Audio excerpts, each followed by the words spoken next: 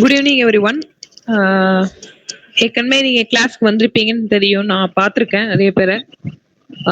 நிறைய வந்து ஹோம்ஒர்க்லாம் கொடுத்துருக்கோம். திருக்குறள் படிக்க சொல்லியிருந்தோம், எழுத்து இலக்கணத்தை ஃபுல்லாவே பார்த்தோம்.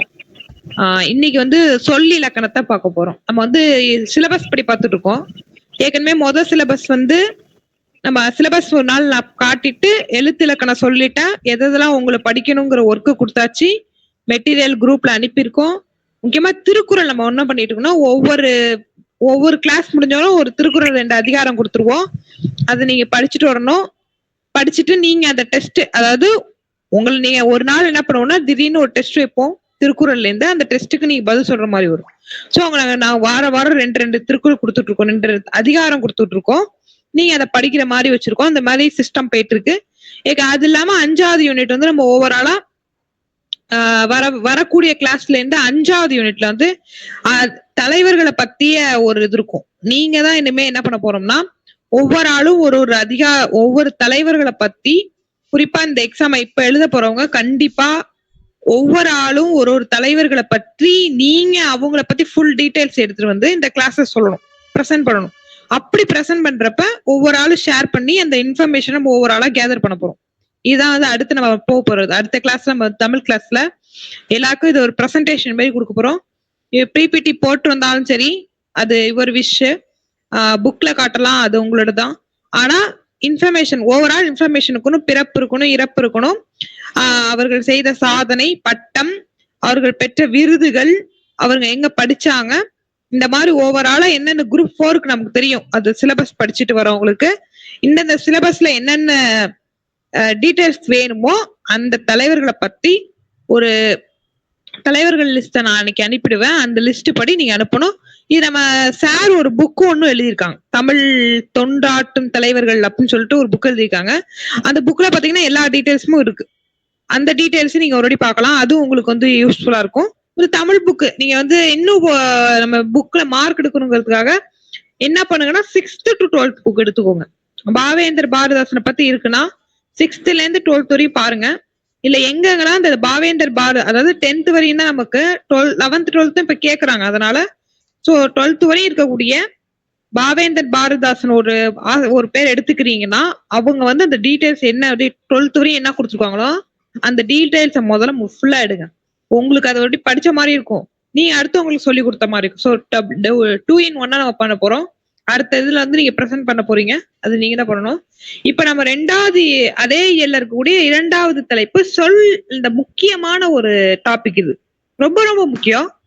இதுல இருந்து அதிகமா 1 வேர்ட்ஸ் வந்து வந்திருக்கு. நான் பார்த்துட்டு நிறைய கொஸ்டின் பாத்தீங்கன்னா டைரக்ட் கொஸ்டின் வந்து இதுல இருந்து வருது. சோ அதனால வந்து இந்த டாபிக் நான் எடுத்திருக்கேன். அதே முதல் அலகு 1ல எழுத்து சொல் இலக்கணம் கொடுத்துருக்காங்க. எழுத்து இலக்கணம் போன வாரம் பார்த்துட்டோம். 2 வகை இது பார்த்தோம், 2 வகையா பார்த்தோம். என்னென்ன எழுத்து வகை இருக்கு, எத்தனை வகை இருக்கு அப்படிங்கறத நம்ம போன வாரம் ஃபுல்லா பார்த்தாச்சு. இந்த வாரம் நம்ம பார்க்க போறது சொல் சம்பந்தமான ஒரு இலக்கண குறிப்புகள் அப்படி சொல்லுவாங்க. ஒரு சொல் வந்து எப்படி இலக்கண அடிப்படையில பண்றாங்க அப்படிங்கறத இந்த இது. குறிப்பா இதுல பாத்தீங்கன்னா, வினை சொல்னா என்ன, வினை முற்றுனா என்ன, வினை எச்சம்னா என்ன, தொழில் பெயர்னா என்ன. இது வந்து நம்ம பாத்தீங்கன்னா இந்த கொஸ்டின் நிறைய டைரக்ட் கொஸ்டின் வரும். இப்ப வந்து கயல்விழி வந்தால் அப்படின்னு போட்டு இது என்ன வகையான இலக்கணம் அப்படின்னு கேட்பாங்க. பாத்தீங்கன்னா அது வந்து வினை எச்சமா, வினை முற்றா, எச்சமா அப்படின்னா என்னது, இதெல்லாம் நம்ம தெரிஞ்சுக்க வேண்டியது அடிப்படை. ஏன்னா சிலபஸ் கொடுத்துருக்காங்க, நம்ம படிக்கிறோம். அதுல முதல்ல நமக்கு சொல்லியிருக்காங்க. இதுல என்ன பார்க்க போறோம்னா, வினை சொல்னா என்ன அப்படிங்கறத முதல்ல பார்ப்போம். இந்த வார்த்தையெல்லாம் கொஞ்சம் டிஃப்ரெண்டா இருக்கும். நம்ம தமிழ் பாட புத்தகத்துல 6வதுல இருந்து 12வது வரையும் ஒவ்வொரு செய்யுள் முடியிறப்பையும் நமக்கு இலக்கண குறிப்பு இருக்கும். அந்த இலக்கண குறிப்புல இத பத்தியான ஒரு சொல் கொடுத்து சொல்லி இது பண்ணிருப்பாங்க. நான் ஏற்கனவே ஒரு ட்ரிக்கா சொல்லியிருக்கேன். 2 ட்ரிக்கு ஒரு போன கண்டினியூஸா வரவங்களுக்கு தெரியும், பிரவீன்ங்கிறவங்களுக்கு தெரியும் நினைக்கிறேன். இந்த பண்பு சொல் அப்படிங்கிறதுக்கு நான் ஒரு ட்ரிக் சொல்லியிருப்பேன். இந்த பண்பு சொல்லுங்கிறது எப்பயுமே ஒரு சொல்லோட பண்பை குறிப்பதாக, ஒரு செயலோட பண்பை குறிப்பதாக இருக்கும் சொல்லிருப்பேன். இப்ப எடுத்துக்காட்டு செங்கோல் அப்படின்னு வச்சுக்கோங்க. அப்ப அந்த இடத்துல செம்மையான கோல் அப்படிங்கிறத நிலைநாட்டுவதாக வரும். அதாவது ஒரு பொருளோட பண்பை குறிக்கும். அதான் பண்பு தொகை அப்படின்னு சொல்லிருக்கு. அது ஒரு ட்ரிக் நான் சொன்னோம். எப்போ ஒரு சே வந்தாலும் இந்த செங்கோல், செந்தமிழ், வெங்கதிர் இந்த மாதிரி எந்த விதமான வே சே இந்த மாதிரி தொடர் ஆரம்பித்தாலும் அது எல்லாமே அடிப்படையில பண்பு தொகை மட்டும்தான். ஏன் பண்பு தொகையா இருக்கும்? அது ஏன்னா செம்மை அந்த வெண்மை அதை சார்ந்துதான் அந்த சொல்லானது தொடங்கப்படும். அப்போ அது அந்த அந்த சொல்லோடைய தொடக்கமா இருக்கும். 1 minute.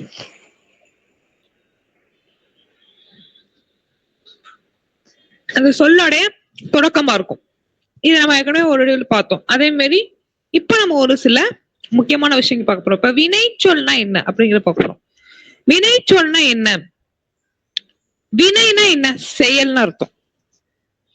வினைங்கிறது செயலை ஒரு செயலை செய்றீங்க அப்படின்னா அதான் வந்து வினை அப்படி சொல்றாங்க. இப்ப வந்து எழுதினான், படித்தான், சாப்பிட்டான், வந்தான், போனான் அப்படிங்கிறது ஒரு வினை. இப்ப இந்த வினையோடு ஒரு சொல் சேருகிறது, ஒரு எழுவாய் சேருகிறதுனா அதுதான் வினைச்சொல் அப்படின்னு சொல்றாங்க. இங்க எடுத்துக்கிட்ட கொடுத்திருக்காங்க. ராமன் வந்தான், கண்ணன் நடந்தான். இத்தொடர்களில் ராமன், கண்ணன் என்பன பெயர் சொற்கள். அவையென எழுவாய்களுடன் எழுவாயாகவும் உள்ளன. வந்தன, நடந்தன ஆகிய சொற்கள் வரும் பொழுது சொற்கள் வருவதும் நடப்பதும் ஆகிய செயல்களை குறிப்பதால் இவை வினை சொற்கள். இவை பயனிலையாகவும் உள்ளன. இவ்வாறு எழுவாய் செய்யும் செயல் அல்லது தொழிலை குறிக்கும் சொற்கள் வினை சொற்கள். அதாவது ஒரு எழுவாயோட அந்த எழுவாய் என்ன செய்யுதோ அதை சொன்னா அதுதான் வந்து வினைச்சொல். நம்ம ஈஸியா புரிஞ்சுக்கணும்னா ஒரு நபர் என்ன செய்யறாருங்கிறத சொன்னாங்கன்னா அது வினைச்சொல். இது நீங்க எங்க பார்த்தாலுமே ஈஸியா ஐடென்டிஃபை பண்ணலாம். இப்ப ராமன் வந்தான், ஆதித்யா சாப்பிட்டான், பிரவீன் படித்தார் அப்படி இருந்தாங்கன்னா அது ஈஸியா நீங்க என்ன சொல்லலாம்? அந்த எழுவாய்ங்கிறது என்னன்னு முதல்ல தெரிஞ்சுக்கணும். எழுவாய்னா ஒரு சொல்லோடைய தொடக்கம் தான் எழுவாய். இப்ப எடுத்துக்காட்டுக்கு நீங்க என்ன சொல்லணும்னா இங்கிலீஷ்ல பாத்தீங்கன்னா ஒரு சென்டென்ஸ் கொடுத்துட்டு சப்ஜெக்ட் வெர்ப் ஆப்ஜெக்டிவ் அப்படின்னு நீங்க படிப்பீங்க. SVO அப்படிலாம் போடுவோம். 12th எல்லாம் பார்ப்போம். 1 மார்க்குக்கு எழுதுவோம். இந்த சப்ஜெக்ட் வெர்ப் ஆப்ஜெக்டிவ்ங்கிறது பிரிக்கிறதா இந்த கான்செப்ட் தான் இங்கே தமிழ்ல நமக்கு எழுவாய், பயனிலை, சேபடு பொருள்னு வரும். எழுவாய்ங்கிறது எப்பயுமே ஒரு தொடரினுடைய தொடக்கத்தில் வருவது எழுவாய். அந்த எழுவாய்ங்கிறது ஆணா இருக்கலாம், பெண்ணா இருக்கலாம், அதாவது பலர்பாலா இருக்கலாம். அதான் வந்து அடிப்படை விதி. இதை புரிஞ்சுக்கணும். ஆண்பால், பெண்பால், பலர்பால். பலர்பால்ங்கிறது நாம், நாங்கள் அப்படிங்கிறது அடிப்படையா வரும். இப்போ பயனிலைங்கிறது என்ன செய்யறோமோ அது பயனிலை.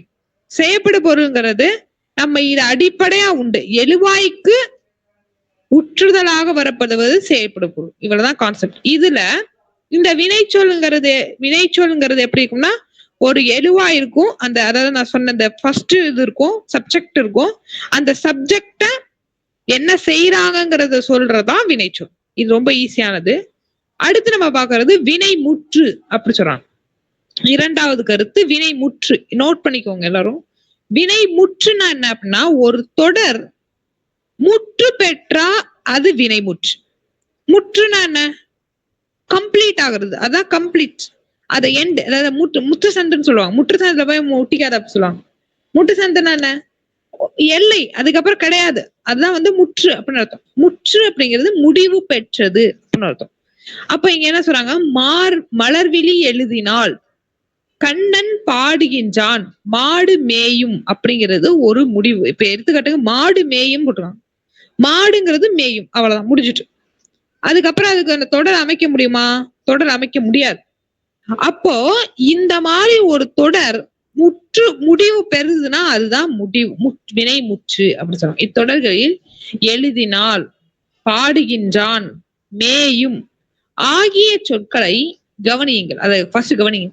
இச்சொற்களில் பொருள் முழுமை பெற்று விளங்குகிறது. இவ்வாறு பொருள் முற்று பெற்ற வினை சொற்கள் முற்று வினை அல்லது வினை முற்று என்பர். அதாவது ஒரு சொல்லானது முடிவு பெற மாதிரி இருந்துச்சுன்னா அது முற்றுன்னு சொல்றாங்க. இந்த வினைமுற்றுங்கிறது 5 பால். ஏற்கனவே ஒரு நடத்திருப்பேன், இதை நீங்க தெரிஞ்சுக்கணும். 5 பால் அப்படிங்கிறது என்னென்ன பால்? 5 பால் என்னென்ன?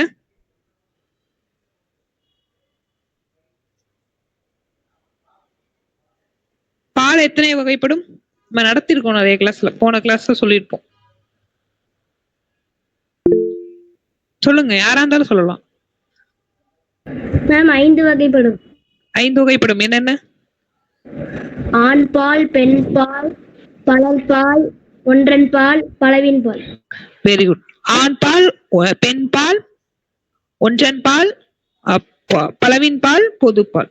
இப்போ இந்த ஆள் பால், பெண் பால், பலவின் பால் இந்த மூணும் உயர்திணை கூறியது. ஒன்றன் பால், பலவின் பால் அக்ரிணை கூறியது. இதை தெரிஞ்சுக்கணும். அக்ரிணையில் அக்ரிணை உயர்திணை என்னென்ன அது தெரியுமா? உயர்திணை என்னென்ன?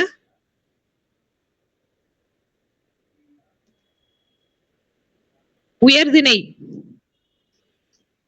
ரொம்ப அடிப்படை. இதெல்லாம்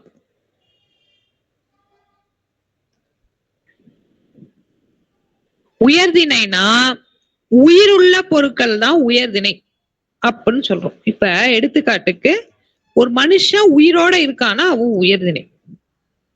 உயிரற்ற பொருட்கள் அனைத்தையும் நம்ம அக்ரிணையில சேர்க்கிறோம். இப்ப எப்படி சொல்லுங்க? மேஜை இது உயர்திணையா அக்ரிணையா? அக்ரிணை.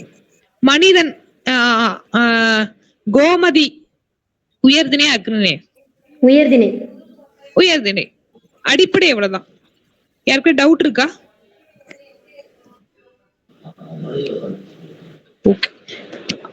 உயர்திணை அக்ரிணை இந்த அடிப்படை புரிஞ்சுக்கணும்.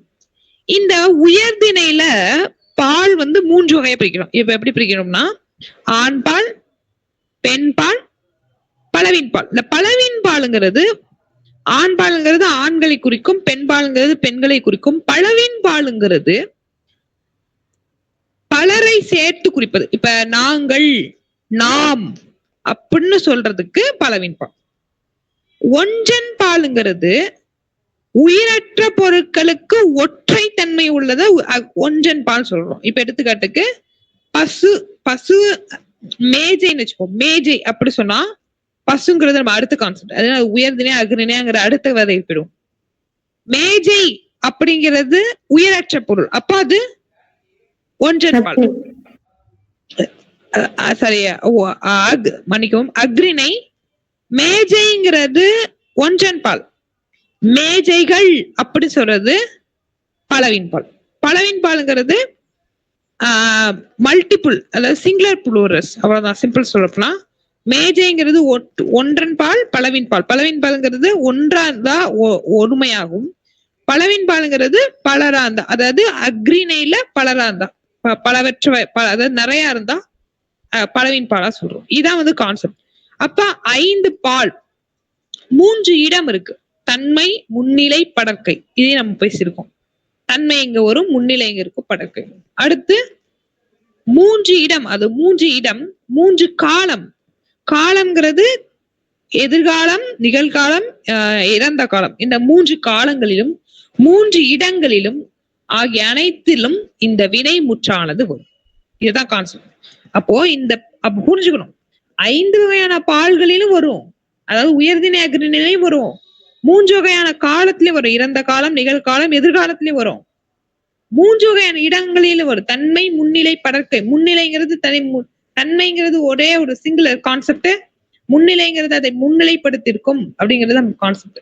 அப்ப இந்த 3 வகையான இடங்களிலும் வரும். இப்ப இந்த 3 வகையான காலத்திலுமே இந்த வினைமுற்றுங்கிற, அதாவது ஒரு முடிஞ்ச மாதிரி ஒரு தொடர் அமைக்க முடியும் அப்படிங்கறதான் இந்த கான்செப்ட். அப்ப இது 2 வகைப்படுகிறது. வினைமுற்றுங்கிறது 2 வகைப்படுகிறது.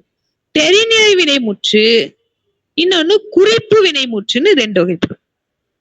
தெரிநிலை வினைமுற்றுங்கிறது ஒரு வினைமுற்றானது கருவி, நிலம், செயல், காலம், செய்பொருள் இந்த 6ம், செய்பவர், கருவி, நிலம், செயல், காலம், செய்பொருள், இங்க 6த்தையும் ஒண்ணு சேர்த்து இந்த 6த்தையுமே ஒரு தொடர்ல நீங்க கண்டுபிடிக்க முடிஞ்சிருதுன்னா அது வந்து தெரிநிலை வினைமுற்று. அதாவது இந்த ஆறையுமே அமைத்து இந்த 6 கான்செப்டும் ஒரு சென்டென்ஸ்ல நீங்க பார்க்கலாம். இந்த மாதிரி அமையக்கூடியதுக்கு பேர் தெரிநிலை வினைமுற்றுன்னு சொல்றோம். இப்ப எடுத்துக்காட்டுங்க பாருங்க. மாணவி கட்டுரை எழுதினாள் அப்படிங்கிறது இருக்கு. அப்ப இங்க யார் செய்யறா? மாணவி கட்டுரை எழுதினாள் அப்படின்னு சொல்றாங்க. அப்படின்னா இதுல யார் செய்யறா? யார் அந்த எழுதுறா கட்டுரைய? மாணவி. எந்த காலம்? எழுதினாள்னு வந்துட்டு எழுதினாள்னா என்ன காலம்? வினைமுற்று இல்ல. எந்த காலம்? இறந்த காலம். சிம்பிள். இறந்த காலம் எப்படி கண்டுபிடிச்சீங்க? எழுதினாள்னு இருக்கு. இப்ப எழுதுகின்றாள் அப்படின்னா நிகழ்காலம். எழுதுவாள் அப்படின்னா எதிர்காலம். அவ்வளவுதான், சிம்பிள். எதிர்காலம். அடுத்து இதுல வந்து நீ கருவி, இது என்ன கருவியா இருக்கும்? எழுதுதாளும் எழுதுகோளும். அவ்வளவுதான், சிம்பிள். அடுத்து இதோட செய்பொருள். செய்பொருள்னா என்ன? எதை செய்யறாங்களோ அந்த பொருள். இப்ப இடத்துல மாணவி சாப்பிட்டு கொண்டிருக்கின்றாள் அப்படின்னு வச்சு அப்படி ஒரு சென்டென்ஸ் வருதுன்னா அங்க என்ன செய்பொருள்? என்ன அந்த இடத்துல என்ன பண்ணிட்டு சாப்பிட்டுட்டு இருக்காங்க. சிம்பிள். சாப்பிட்டுட்டு இருக்காங்க. அவ்வளவுதான். இப்ப இந்த இடத்தோட நிலம் பாருங்க. இது என்ன நிலம்? பள்ளி. அடுத்த இதோட செயல் என்ன? எழுதுதல். இந்த 6 விஷயத்தையும் ஒண்ணு சேர்த்து ஒரு தொடர்ல நம்ம வினை முற்றா நம்ம ஒரு வினையை வந்து முற்று பெற்று நம்மளால சொல்ல முடியும்னா அந்த வினைமுற்றுக்கு பேரு தெரிநிலை வினைமுற்று அப்படி சொல்றாங்க. இன்னொரு வினைமுற்று இருக்கு. அது வந்து குறிப்பு வினைமுற்றுன்னு சொல்றாங்க. குறிப்பு வினைமுற்றுங்கிறது ஒன்று சிம்பிள். இந்த 6த்துல ஏதாச்சும் ஒண்ணுதான் செய்ய முடியும் அப்படின்னு ஒண்ணு கண்டுபிடிச்சாங்கன்னா அது பேரு குறிப்பு வினைமுற்றுன்னு அர்த்தம். பொருள், இடம், காலம், சினை, குணம், தொழில் 6 இருக்கு. பொருள், இடம், காலம், சினை, குணம், தொழில் ஆகிய ஒன்றின் அடிப்படையாக கொண்டு காட்டுவதுதான் குறிப்பு வினைமுற்றுன்னு சொல்றாங்க. இப்ப எடுத்துக்காட்டுக்கு பாருங்க. பொருளுக்கு ஒண்ணு கொடுத்துருக்காங்க பாருங்க. அவள் பொன்னான் பொன்னன் அப்படின்னு போட்டுருக்காங்க. அவன் பொன்னன் அப்படின்னு போட்டுருக்காங்க. அவள் பொன்னன் என்ன? அந்த பொன்னனை உடையவள், அதாவது பொன் போன்றவள் அப்படிங்கறத சொல்றாங்க. அப்ப அது பொருளா குறிக்குது. இதே பாருங்க, இந்த பண்பு குறித்துக்கான். அவன் கரியன் அப்படி சொல்றாங்க. கரியன் என்ன? கருப்பா இருக்கும். கரி எப்படி இருக்கும்? கருப்பா இருக்கும். அப்போ கருப்பு நிறத்தை உடையவன் அப்படிங்கறத அதை மறைமுகமா சொல்றாங்க. இப்ப இப்படி சொல்றாங்க, ஒரு தொடர் சொல்றாங்க. அவள் தாமரை போன்றவள் அப்படின்னு சொல்றாங்க. அப்படின்னா என்ன அர்த்தம்? தாமரை போன்றவள் அப்படின்னா என்ன அர்த்தம்? தாமரை போல் இருக்காங்கன்னு குறிப்பிட்டு தாமரை போல் இருக்காங்கன்னு குறிப்பிட்டு சொல்றாங்க. அவ்வளவுதான், சிம்பிள். தாமரை போல் இருக்காங்க நம்ம குறிப்பிட்டு நம்ம வந்து சொல்றோம். அப்போ இந்த வாக்கியங்களை நீங்க நிறைய பார்க்கலாம். இந்த மாதிரி பாடல்கள் எல்லாம் பாத்தீங்கன்னா தாமரை போன்ற முகம் உடையவள், தாமரை போன்ற பாதங்களை உடையவள், மீன் போன்ற கண் உடையவள் அப்படி சொல்றாங்க. இந்த மாதிரி சொல்றது வந்து அந்த குறிப்பிட்ட பண்பை குறிப்பதை போல இருப்பாங்க. அந்த தொடரானது வினைமுற்று அந்த குறிப்பை மட்டும் நமக்கு உணர்த்துவது போல இருந்துச்சுன்னா குறிப்பு வினைமுற்றுன்னு பேர். இதுவரை புரியுதா? வினைச்சொல் வினைமுற்றுனா என்னன்னு புரிஞ்சுட்டா இனிமே டவுட் வராது இந்த 2 டாபிக்ல. ஏதாவது டவுட் இருக்கா? இல்ல மேம். ஓகே, நெக்ஸ்ட் இதெல்லாம் நமக்கு எப்படி எடுக்கிறோம் அப்படி பாத்தீங்கன்னா நல்லா யோசிச்சுங்க. இந்த மாதிரியான கான்செப்ட நம்ம எல்லாமே நன்னூல் அப்படின்னு ஒரு நூலுக்கு சங்க இலக்கியங்கள் நன்னூல் அப்படிங்கிற நூல்ல அதிகாரங்கள் எல்லாமே இலக்கணத்தை அடிப்படையாக கொண்டு அந்த புலவர் எழுதி வச்சிடலாம். அதை அடிப்படையாக வைத்துதான் நம்ம வந்து இந்த வித இலக்கணங்களை நம்ம சொல்றோம். அந்த நன்னூல்ல நமக்கு என்ன சொல்றாங்கன்னா பொருள் முதல் ஆறின் தோன்று முன் ஆறினுள் வினை முதல மாத்திரை விலக்கல் வினை குறிப்பே அப்படி சொல்றாங்க. அதாவது பொருள் முதல் 6 விஷயங்களை கொண்டதும், அதே போல வினையிலிருந்து ஒன்னே ஒண்ணு சொல்ற அந்த இதுவும் அறிவதுதான் முக்கியம் அப்படிங்கிறத அழகா அந்த நன்னூல் அதிகாரத்துல சொல்லிருக்காங்க. நன்னூல் அதிகாரத்துல அழகா சொல்லிருக்காங்க. இது வந்து ஒரு தொல்காப்பிய நூல். நன்னூல் வந்து ஒரு தொல்காப்பியம்ங்கிறது உங்களுக்கு தெரியும். தொல்காப்பியம் நூல். இதோடைய உரையாசிரியர் யாருன்னா இளம்பூவனார் அப்படிங்கிறவர் தான் இதோடைய உரையாசிரியர். இதன் அடிப்படையாக கொண்டுதான் நம்ம வந்து இந்த இலக்கணங்கள், தமிழ் இலக்கணங்களை நம்ம செஞ்சுக்கிட்டு இருக்கோம். ஓகே, நெக்ஸ்ட் என்ன கொடுத்துருக்காங்க பாப்போம்னா எச்சம் அப்படிங்கறது கொடுத்துருக்காங்க. எச்சம்னா என்னன்னா ஒரு சொல் வினை, அதாவது ஒரு சொல் முடிவு பெறாமல் இருந்துச்சுன்னா அதான் எச்சம். எச்சம்னா முடிவு பெறாமல், அந்த வந்து தொடர் வந்து இந்த தொடரானது அதுக்கப்புறமும் ஏதாச்சும் ஒண்ணு தொடக்கலாம் அப்படிங்கிற மாதிரி இருந்துச்சுன்னா அது எச்சம் அப்படி சொல்லுவாங்க. இப்ப கயல்விழி படித்தாள், கோதை சென்றாள், இத்தொடர்களில் படித்தால் சென்றாள் என்பது வினைமுற்று. அப்ப பாருங்க, படிச்சுட்டா சென்றுட்டா முடிஞ்சிட்டு, அதுக்கப்புறம் என்ன தொடரும் அடுத்து அது அப்புறம் புல் ஸ்டாப் தான். இந்த நீங்க தொடர் அமைக்கும் போது பேசலாம், பேசலாம் நான் சொன்னேன், பேசலாம்ங்கிறதோட முடிஞ்சிட்டு அதுக்கப்புறம் அடுத்த தொடர் அமைக்கிறதுக்கு இன்னொரு தொடர் ஆரம்பிக்கணும். இதுதான் வந்து ஒரு இலக்கணத்துடைய விதி. எப்பயுமே அந்த தொடரானது அந்த சொல்லோட இறுதியில தான் முடியும். இப்போ இல்ல வந்து இப்ப பிரவீன் தமிழ் பாடத்தை நன்கு படித்தான், முடிச்சிட்டு. அதனால் தமிழில் 400 மதிப்பெண்களுக்கு மேல் எடுத்தான் அப்படிங்கிறது முடிச்சு. எடுத்தான் படித்தான் அப்படிங்கிறதோட முடிஞ்சிட்டு, அந்த வினை முற்று ஆயிட்டு. இப்ப அடுத்த தொடருங்கிறது அடுத்த எழுவாயை அடிப்படையாக கொண்டு அது ஆரம்பிக்குது, மறுபடியும் ஆரம்பிக்குது. அப்போ இதுதான் வந்து ஒரு இலக்கண விதி. அதே இடத்துல அது முடிவு பெறாம ஒரு எச்சமா இருந்துச்சுன்னா, அதாவது முடிவு பெறாம அது தொடரானது முடிவு பெறாம இருந்துச்சுன்னா அதுக்கு பேர் எச்சம்னு சொல்றாங்க. அப்ப வினைமுற்றுகள் சில இடங்களில் ஆள் என்ற விகுதியை குறைத்து படித்த சென்று என்னவும் வரும்.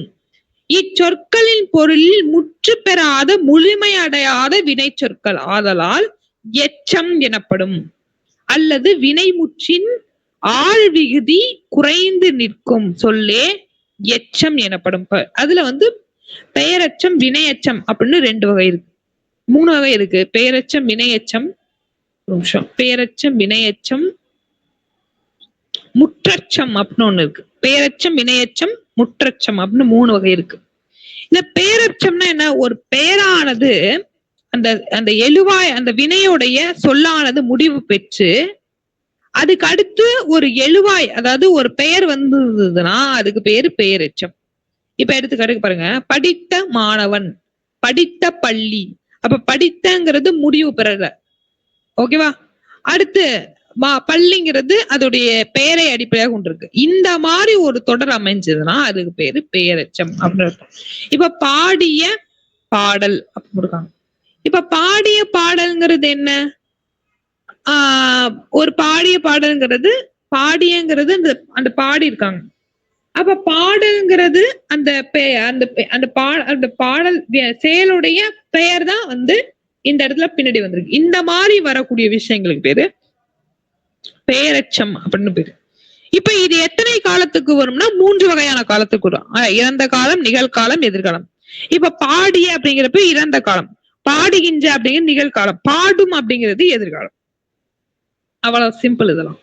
இப்ப இது 2 வகைப்படும், தெரிநிலை பெயரெச்சம், இன்னொன்னு குறிப்பு பெயரெச்சம் அப்படின்னு சொல்லலாம். இப்ப தெரிநிலை பெயரெச்சம்னா என்ன அப்படின்னு பாத்தீங்கன்னா, இப்ப நம்ம ஏற்கனவே முன்னாடி பார்த்தோம்ல அதே கான்செப்ட் தான் இங்க அப்ளை பண்ண போறோம்.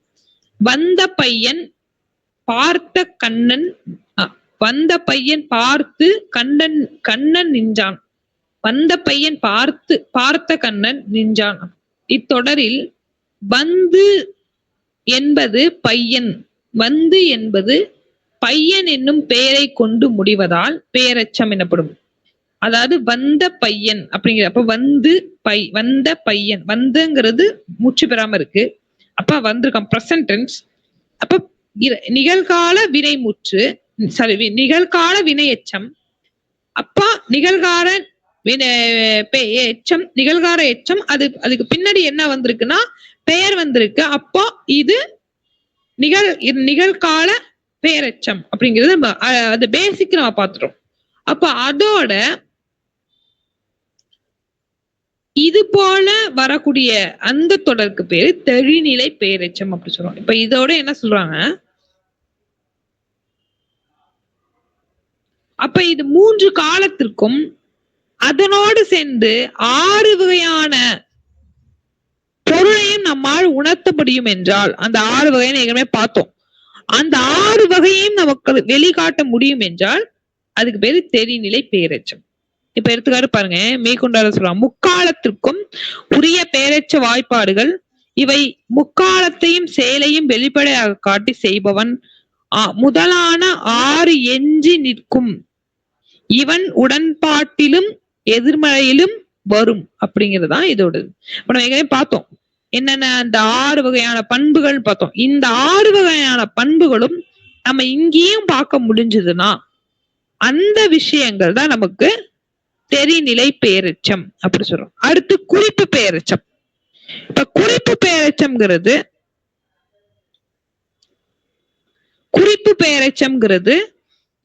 ஒரு குறிப்பிட்ட காலத்தையோ செயலையோ உணர்த்தாமல் பண்பை மட்டும் உணர்த்தி நின்றால் அது குறிப்பு பெயரெச்சம். அதாவது ஒரு குறிப்பிட்ட காலத்தையோ செயலையோ சொல்லாம பொதுவா அந்த பண்பை மட்டும் சொன்னா அதுக்கு பேரு குறிப்பு பெயரெச்சம். 2 பெயரெச்சம்,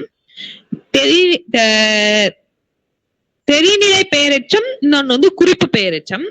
தெரிநிலை பெயரெச்சத்துல காலத்தை நீங்க பார்க்கலாம், குறிப்பு பெயரெச்சத்துல காலத்தை நீங்க பார்க்க முடியும். இவ்வளவு சிம்பிள். இந்த பேசிக் கான்செப்ட புரிஞ்சுக்கணும். அடுத்து நம்ம பொறுத்துக்கிறது வினையச்சம் அப்படி சொல்றாங்க. இந்த வினையச்சம்ங்கிறது ஒரு செயலானது முற்று பெறாமல் வினையோட வந்திருந்தா, அந்த வினையோட முற்று பெறாம வந்திருந்துச்சுன்னா, இப்ப படித்து வந்தான் அப்படிங்கிறது, படித்து வந்தான் அப்படிங்கிறது படித்து, அதாவது அவன் படிச்சுட்டு வந்தான் அப்படிங்கிறது அந்த வினை முற்றான். படித்த வந்தான் அப்படின்னு வந்துச்சு அப்படின்னா அந்த வினையானது முற்று பெறாமல் அதோட வினையும் சேர்ந்து வேறொரு வினை முற்று வந்திருந்தால் அதுதான் வந்து வினையச்சம் அப்படி சொல்றோம். ஒரு வினை பிளஸ் இன்னொரு வினை அப்படி வந்திருக்கும். ஓடி சென்றான் அப்படி வரும். இப்ப ஓடிங்கிறது முற்று பெறாத வினை, அதோட முற்று பெற்ற வினை அப்படி வந்துச்சுன்னா அதுக்கு பேரு வினையச்சம் அப்படி பேரு. வினை பிளஸ் வினை, அதுதான் வினையச்சம் அப்படி சொல்றோம். வினையச்சம் பிளஸ் வினையச்சம் பிளஸ் வினை முற்று, அதுதான் வந்து வினையச்சம் அப்படி சொல்றாங்க. அப்ப இது வந்து 3 காலத்துக்கு வரும்: இறந்த காலம், நிகழ்காலம், எதிர்காலம். அடுத்து நம்ம பாக்குறது, இந்த வினையச்சம் 2 வகைப்படும். தெரிநிலை வினையச்சம், இன்னொன்னு குறிப்பு வினையச்சம். தெரிநிலை வினையச்சம்ங்கிறது காலத்தை உணர்த்தி வரும், 6 காலத்தையும் பொருள்படுத்தும். இது வந்து தெரிநிலை வினையச்சம். குறிப்பு வினையச்சம்ங்கிறது குறிப்பிட்ட அந்த பண்பை மட்டும் அடிப்படையாக கொண்டு காட்டுவது குறிப்பு பெயரெச்சம். எடுத்துக்காட்டு பாருங்க, எழுதி வந்தான் அப்படிங்கிறது எந்த காலத்துல வந்தான், அப்ப இறந்த காலத்துல எழுதி அப்ப வந்திருக்கான் அப்படிங்கிறத நமக்கு தெரிநிலை வினையச்சம் நம்ம காட்டுது. குறிப்பு வினையச்சம்ங்கிறது பாருங்க, மெல்ல வந்தான் எப்படி வந்தான், அந்த பண்பை குறிக்குது. மெல்ல வந்தான், மெல்லங்கிறது முற்று பெறாம இருக்கும். அவ்வளவுதான். இது சிம்பிள் பேசிக் கான்செப்ட். அந்த பேசிக் நீங்க புரிஞ்சுக்கிட்டீங்கன்னா, கோர் புரிஞ்சுக்கிட்டீங்கன்னா ஈஸியா புரிஞ்சுக்கலாம். தெரிநிலைங்கிறது 6 காலத்தையும் குறிப்பிட்டு காட்டுவது, அது தெரிநிலை பெயரெச்சம். குறிப்பு வினையச்சம்ங்கிறது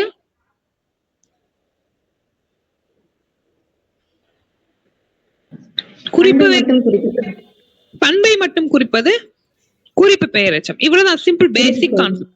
ஆமா. இப்போ முற்றெச்சம் அப்படின்னு சொல்றாங்க. முற்றெச்சம்னா என்ன அப்படின்னு பார்த்தோமா, இப்ப பாருங்க, ஒரு தொடரில் இப்ப தொடர் கொடுத்துருவாங்க, வள்ளி படித்ததனால் மகிழ்ந்தாள் அப்படின்னு ஒரு தொடர் கொடுத்துருக்காங்க. வள்ளி படித்ததனால் மகிழ்ந்திருக்கான். அப்ப தொடரில் படித்ததனால் அப்படிங்கிற என்னும் சொல் படித்த என்னும் வினையச்ச பொருளை தருகிறது. அதாவது இது வினையச்சம் நமக்கு தெரியாது, ஆனா அது மறைமுகமாக தரும். மறைமுகமா, அதாவது படித்ததனால் அப்படிங்கிற ஒரு சொல் இந்த இடத்துல பாக்குறப்ப நமக்கு அது வினை முற்றாதானே தெரியும். படித்ததனால் வள்ளி படித்ததனால் மகிழ்ந்தாள் அப்படிங்கிறப்ப இந்த படித்ததனால் அப்படிங்கிற இந்த சொல் எச்ச பொருளை தரும். ஏன் எச்ச பொருளை தரும் அப்படி படித்த வள்ளி படித்த மகிழ்ந்தாள் அப்படின்னு போட்டுக்கணும். ஆனா ஆள் என்ற சொல் என்று சேர்ந்து வந்திருக்கு. இப்படி ஒரு சொல் வந்துச்சுன்னா அதுக்கு பேரு முற்றச்சம்னு பேரு. ஒரு வினைமுற்று எச்ச பொருள் தந்து மற்றொரு வினைமுற்று கொண்டு முடிவது. ஒரு வினைமுற்று ஒரு அதாவது அந்த சொல்லானது முடிவு பெற்றிருக்கும். வள்ளி படித்தால் முடிஞ்சிட்டு. அப்ப இந்த படித்ததனால்ங்கிறதே ஒரு சொல் முடிஞ்ச சொல் தான். அப்ப ஒரு முடிஞ்ச சொல் அதாவது வினைமுற்று எச்ச பொருளை தந்து இன்னொரு எச்ச பொருளை கொண்டு முடிவதுதான் இந்த முற்றச்சம். 2 வினைமுற்று வந்திருக்கும் அடுத்தடுத்து.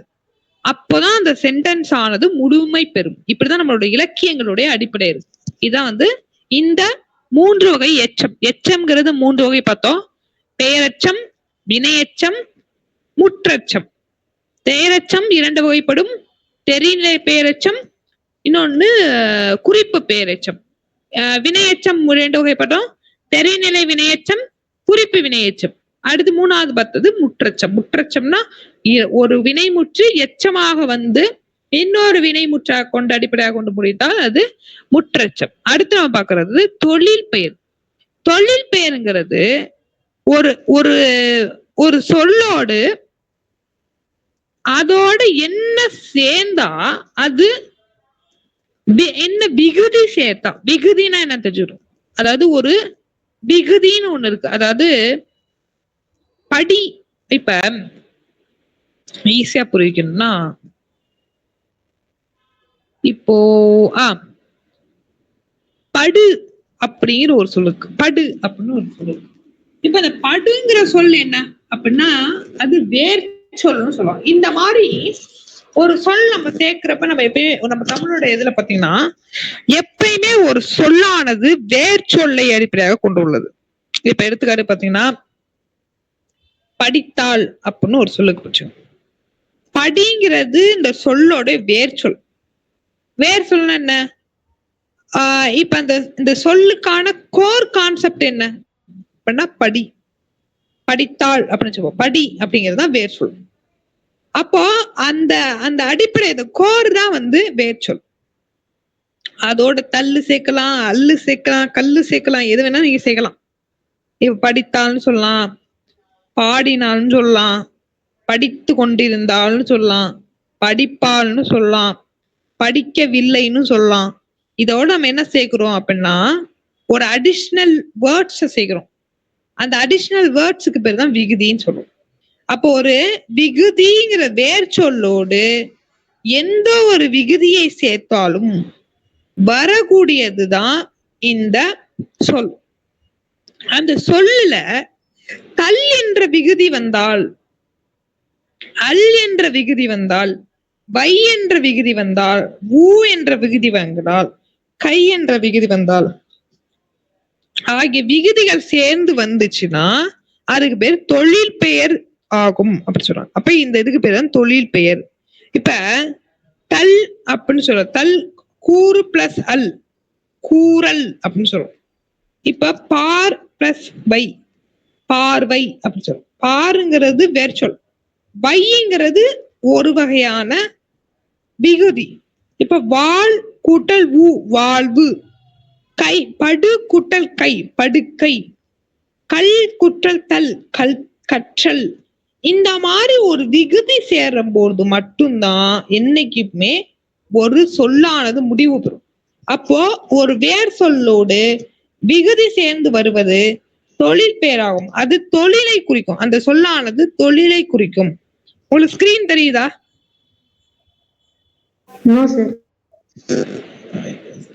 ஒரு நிமிஷம் ஸ்கிரீன் தெரியலையா?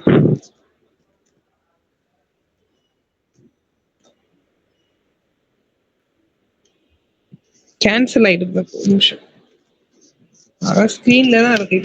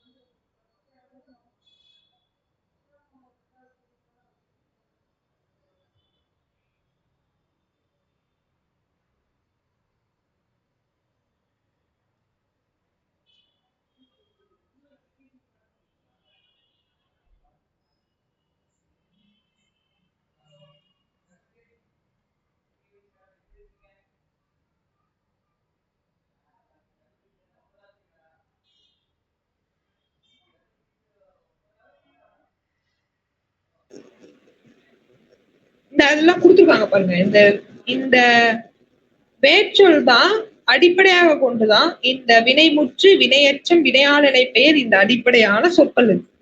இப்ப இதுதான் வந்து அடிப்படையான பாக்ஸ். இதுதான் வந்து வேர்ச்சொல். இது வந்து வினைமுற்று, வினையெச்சம், வினையாளனை பெயர், தொழிற்பெயர். இதெல்லாம் வந்து நம்ம கொடுத்துருவாங்க. இதெல்லாம் வந்து நம்ம பாக்ஸ். இந்த பாக்ஸை நான் அனுப்பி விடுறோம். சோ இந்த அடிப்படையான புரிதல் நமக்கு இருக்கணும். ஒரு சொல்லுக்கு வந்து எப்பயுமே ஒரு சொல் அமைக்கும் பொழுது அடிப்படை வேர்ச்சொல் வந்து அடிப்படை சொல் வந்து வேர்ச்சொல். அந்த வேர்ச்சொல் இல்லைன்னா வினை முற்றாகலாம், வினை எச்சமாகலாம், தொழில் பெயராகலாம், வினையாளனை பெயராகலாம். இதெல்லாம் வந்து வர்றதெல்லாம் ஒரு அடிப்படை வேர்ச்சொல். இதுதான் வந்து நம்ம கான்செப்ட். வினை முற்றுனா என்னன்னு பார்த்தோம், வினை எச்சம்னு என்ன பார்த்தோம், தொழில் பெயர் என்ன பார்த்தோம், வினையாளனை பெயர் மட்டும் நான் உங்களுக்கு இன்னொரு கிளாஸ் நடத்துறேன். மற்ற அது மட்டும் இன்னொரு நாள் நடத்துறேன். இந்த 3த்தையும் நடத்தியாச்சு, பார்த்தாச்சு.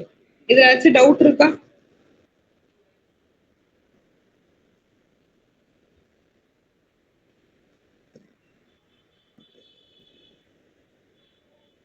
Any doubt?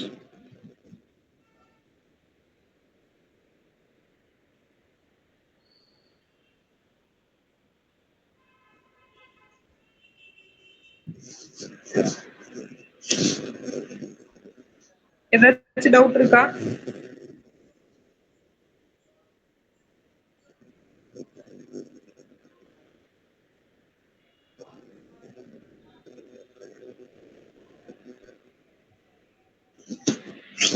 வினை முற்றுனா என்ன?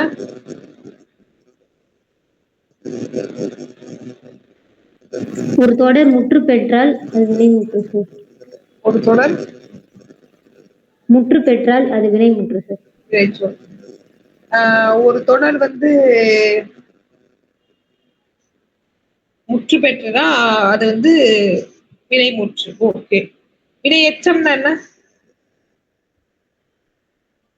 முடிவு பெறாமல் சார். முடிவு பெறாமல் இருப்பது. இது தொழில் பெயர் என்ன?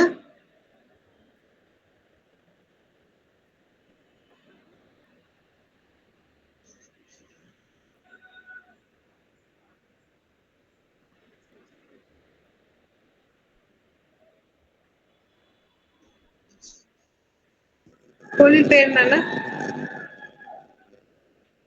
நடத்திட்டு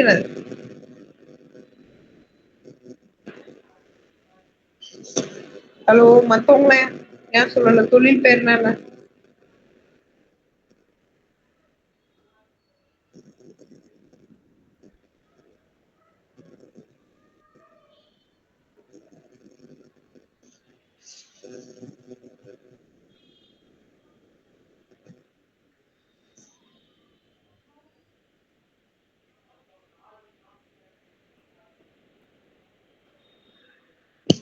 ஹலோ, கேக்குதா?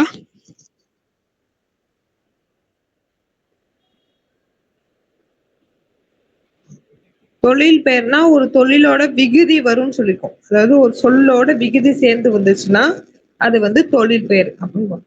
ஏதாச்சும் டவுட் இருக்கா வேற யாருக்காச்சும்? நம்ம அப்பதான் அடுத்து போகலாம். இன்னொரு இன்ட்ரெஸ்டிங் டாபிக் பார்ப்போம்.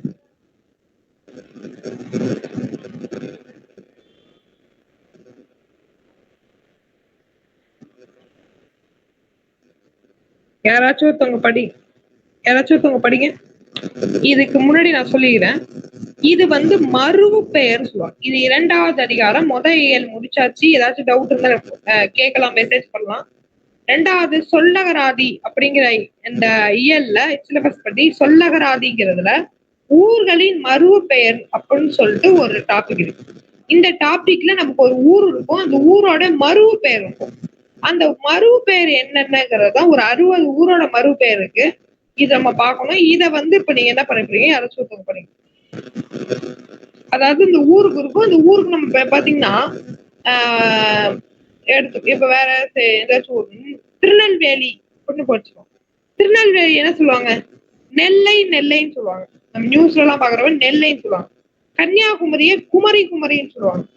இந்த மாதிரி ஒரு ஊரை ஷார்ட் ஃபார்மா சொல்லுவாங்க. அதுதான் வந்து மருவு பெயர் அப்படின்னு சொல்லுவோம். இது வந்து சொல்லகராதி. இதுல இப்ப யாராச்சும் ஒருத்தவங்க படிங்க. ஸ்கிரீன் தெரியுதா? பிரவீன் தெரியுது சார். நீங்க படிங்க. கருவூர் கரூர், கொடைக்கானல் கோடை, மணப்பாறை மணவை, விருதுநகர் விருதை, பரமக்குடி பரம்பை, சங்கரன் கோவில் சங்கை, அம்பாசமுத்திரம் அம்பை, அறந்தாங்கி அறந்தை, அரங்காநல்லூர் அலங்கை, சிங்களாந்தாபுரம் சிங்கை, சிங்கநல்லூர் சிங்கை, மயிலாடுதுறை மயூரம், சேந்தமங்கலம் சேந்தை, சோழிங்கநல்லூர் சோளிங்கர், திருவண்ணாமலை அருணை,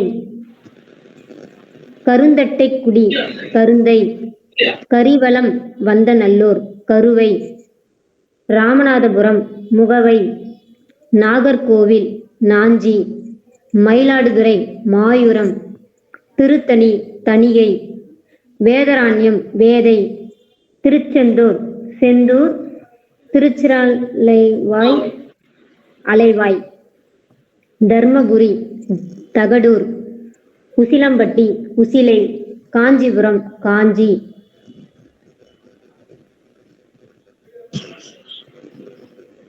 வேற யாராச்சும் ஒருத்தவங்க படிங்க. படிக்குவா சார்? ஒரு நிமிஷம். கேஎஸ் அப்படிங்கிறவங்க.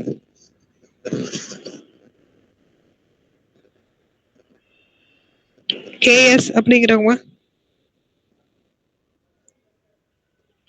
டயன் மேச்சல்.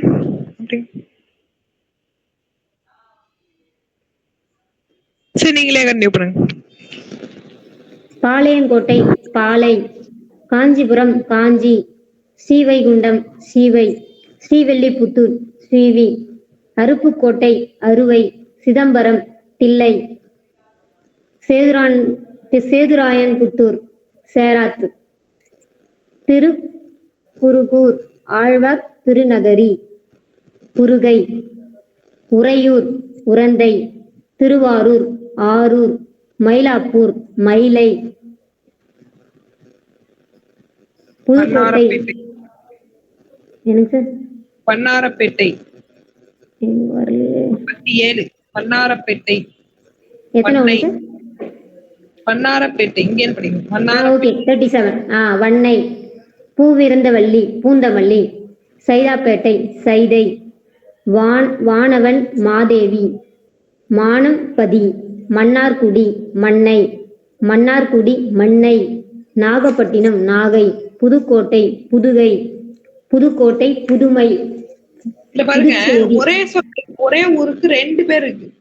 மன்னார்குடிக்கு மண்ணை இருக்கு, இன்னொன்னு இன்னனை இருக்கு, 3 சுழினை இருக்கு, 2 சுழினை இருக்கு, 2 வித்தியாசம் இருக்கு. அதே மாதிரி பாருங்க, புதுக்கோட்டைக்கு புதுகைன்னு இருக்கு, புதுமைன்னு இருக்கு, 2 பேர் இருக்கு. அதையும் பாக்கணும். கும்பகோணம் குடந்தை, திருச்சிராப்பள்ளி திருச்சி, சோழநாடு சேநாடு, நாகப்பட்டினம்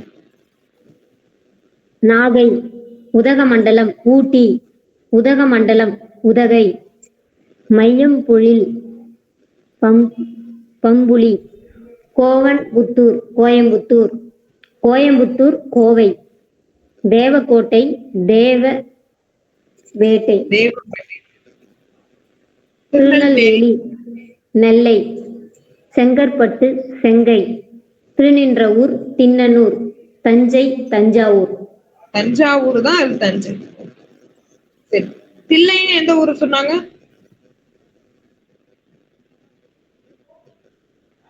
தில்லைன்னு எந்த ஊரை சொன்னாங்க?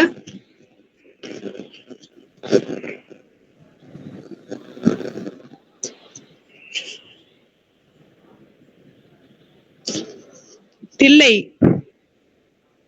சிதம்பரம் தான் மேடம். நாகப்பட்டினம் நாகை, கோயம்புத்தூர் கோவை, கோவை, கோவை, கோவன்புத்தூர் அப்படின்னு இன்னொரு பேரு. கோவன்புத்தூர் இருக்கு. அப்புறம் வந்து ஸ்ரீபெரும்புத்தூர். ஸ்ரீவை. சரி. ஓகே, இதான் வந்து இந்த டாபிக். இது வந்து செகண்ட் யூனிட். இதெல்லாம் நான் மறுபடியும் இத உங்களுக்கு அனுப்பி விடுறேன். இது வந்து என்னென்ன பொருத்துதல், பொருத்தமான பொருளை தேர்வு செய்தல். இப்ப வந்து இந்த இதுக்கு எடுத்தான அது பொருத்தமான சொல்றாங்க. இது நம்ம நெக்ஸ்ட் கிளாஸ்ல பார்ப்போம். இது நான் கொஞ்சம் என்ன டீட்டெயிலா பார்த்துட்டு என்ன சொல்றேன். ஓகே, இது மட்டும் நம்ம இன்னைக்கு கிளாஸ் ஓவர். நெக்ஸ்ட் கிளாஸ்ல பார்ப்போம். இன்னைக்கு ஏதாச்சும் நடத்துனது ஏதாச்சும் டவுட் இருக்கா? நீங்க 2 டாபிக் பார்த்திருக்கோம். இலக்கணம், எழுத்து இலக்கணம் பார்த்திருக்கோம். ஏற்கனவே சொல்லு இலக்கணம் ஏற்கனவே பார்த்திருக்கோம். இது நம்மளுடைய 2வது யூனிட்ல மருவு பெயர்களை நம்ம பார்த்திருக்கோம் இன்னைக்கு. இதுல ஏதாச்சும் டவுட் இருக்கா உங்களுக்கு? இந்த டீடைல்ஸ் எல்லாத்தையும் நான் உங்களுக்கு ஷேர் பண்ணிடுறேன். கூகுள்ல இந்த வாட்ஸ்அப்ல ஷேர் பண்ணிடுவேன். நான் அடுத்த கிளாஸ் வரப்போ 5வது யூனிட்ல இருக்கக்கூடிய ஒவ்வொரு தலைவர்களை பற்றியும், அதாவது ஒவ்வொரு எல்லாரும் எல்லா தலைவர்களும் பண்ண வேணாம், ஆளுக்கு ஒரு தலைவர்களை நான் அந்த ஷேர் பண்ற போட்டோ கூட நீங்க என்ன பண்ணீங்கன்னா ஒரு தலைவரை சூஸ் பண்ணுங்க. 6th இருந்து 12th புக் எடுத்துக்கோங்க. அவரை பத்தி என்னென்ன டீடைல்ஸ் இருக்கோ கலெக்ட் பண்ணுங்க. நம்ம சார் ஒரு புக் இருக்கு, அதையும் யூஸ் பண்ணிக்கலாம். ஓவராலா நமக்கு என்ன இருக்குன்னா பிறப்பு, இறப்பு, அவருடைய கருத்து, விருது, அவர் செய்த போராட்டம், அவர் செய்த நிகழ்த்திய சாதனைகள், அதனால் ஏற்பட்ட புரட்சி, இது போன்ற விஷயங்கள் எல்லாத்தையும் நீங்க கலெக்ட் பண்ணி ஓவராலா ஒரு பிபிடி மாதிரி நீங்க தயார் பண்ணாலும் சரி, இல்ல நான் வந்து ஸ்கிரீன் ஷேர் பண்ணிக்கிறேன் அப்படின்னாலும் அது உங்களுடைய விஷயம். நீங்க எது என்ன பண்ணிக்கலாம், அது உங்களுடைய இது. அது நீங்க வந்து ஓவராலா ஒரு ஆளும் ஒவ்வொரு தலைவரை சொல்லணும். அப்போ என்ன பண்றீங்கன்னா நம்ம ஒரு கலெக்டிவ் ஸ்டடி பண்ணுவோம். ஒவ்வொரு ஆளும் ஒரு விஷயம் சொல்லுவாங்க. அந்த விஷயத்தை நம்ம அடிப்படையாக கொண்டு நம்ம நாலேஜ் கெயின் பண்ணிக்கணும். இதான் நம்ம ஓவராலா விஷயம். ஸோ எல்லாரும் ஒரு தலைவர்களை பண்ணிட்டு வாங்க. யாரு என்ன பண்றாங்கிறத கிளாஸ் ரூம்ல போகணும்.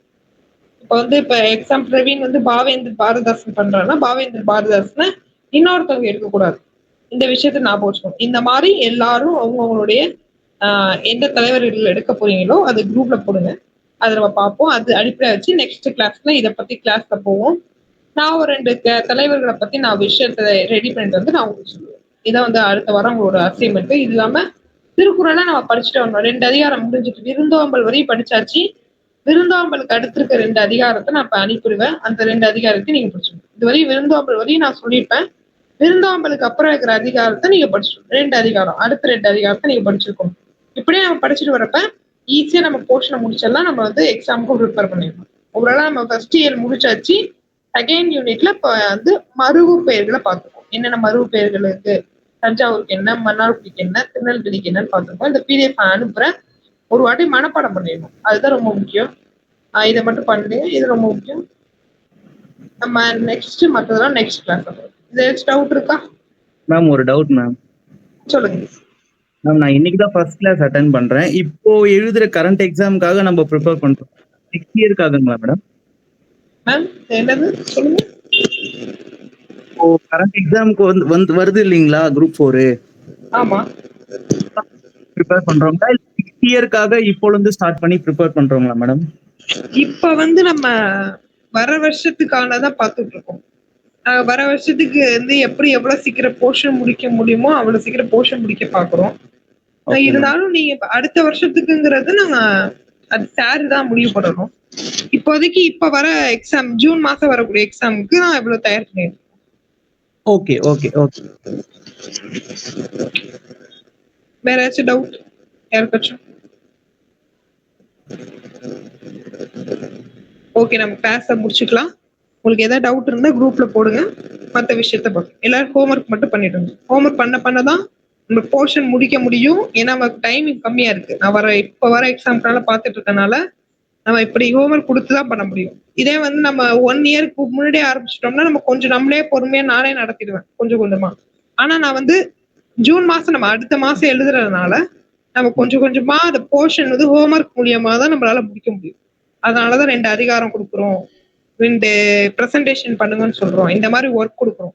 சில வாட்டி எழுதலாம் சொல்லியிருக்கோம். இந்த மாதிரி என்னால கொஞ்சம் கொஞ்சமா நீங்களே பண்ணணும். உங்களுக்கு ஏன்னா உங்களுக்கு தான் பண்ண போறோம். அதனால நீங்க இதை ப்ராக்டிஸ் பண்ண நம்ம அந்த ஓவராலா செக்ஷன் முடிச்சிடலாம். அதான் நம்மளுடைய எய்ம். போர்ஷன் முடிக்கணுங்கிறதுக்காக பண்ணிட்டு இருக்கோம். அந்த 5வது எல்லாம் ரொம்ப தலைவர்களை பத்தி இருக்கும். ஸோ அதை ஓவராலா நம்ம முடிக்கிறது கஷ்டம், நடத்தி முடிக்கிறது. அதனால ஓவராலா பாக்குறப்ப வந்து பிரவீன் ஒரு இதை சொல்றாங்க, பாலாஜிங்கிறவங்க அவங்க சேர்ந்திருக்காங்க, அவங்க ஒன்று சொல்றாங்கன்னா ஓவராலா ஒவ்வொன்றான்னு சொல்றப்ப ஓவராலா போர்ஷன் முடிக்கலாங்கிறத நம்மளுடைய இதை நம்மளோட டார்கெட் பண்ணி போறோம். தமிழ் பொறுத்தவரை இப்படிதான் போகும். மேக்ஸ் சயின்ஸ்னா சார் பார்த்துப்பாங்க மற்ற விஷயம்.